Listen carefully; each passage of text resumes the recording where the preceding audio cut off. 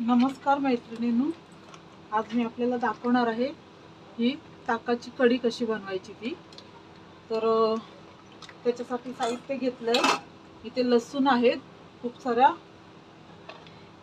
लसूण, कढीपत्ता, मिरची, कोथिंबीर आणि बेसन। बेसन आपल्याला 2 चम्मच टाकायचं आहे। आता मी याच्यामध्ये 2 चम्मच बेसन घेते आणि बाकीचं दाखवते थांबा। हे बघ, हे 2 चम्मच मी बेसन घेतलंय। त्याच्यामध्ये मी चहाची गाळणी असते ना, त्याच्यामध्येच मी हे करते, बेसन ढवळणार आहे।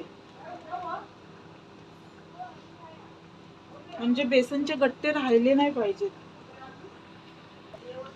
हे बघा, हे ताक आणि बेसन मिक्स झालं आहे। आता मी गॅस पेटवते, पातेलं गरम करते। पाहू शकता तुम्ही, हे ताक मी दह्याचं नाही करत, ताकाचंच करते की कढी। आता हे तापलंय, त्याच्यामध्ये आपण तेल टाकायचंय।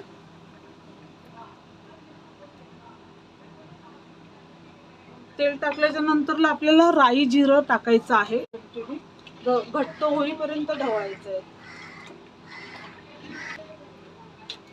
हे बघा, इथे मी भाजी पण केली आहे। बटाटा, मटर आणि वांग, त्याची भाजी आहे, मिक्स भाजी। फ्लावर आणि शिमला मिरची आणली नव्हती, तर मग ह्याच्यामध्येच केलंय, शिजते। आता ही कढी पण आपली घट्ट होत आली आहे। ही बघा,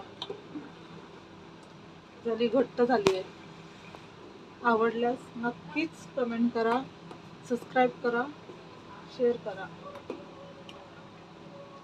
पाहू शकता, हे बघा, घट्ट झाली आहे कढी।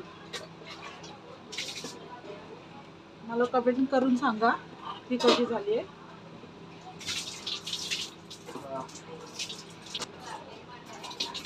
आता ही ऑलमोस्ट झालेली आहे।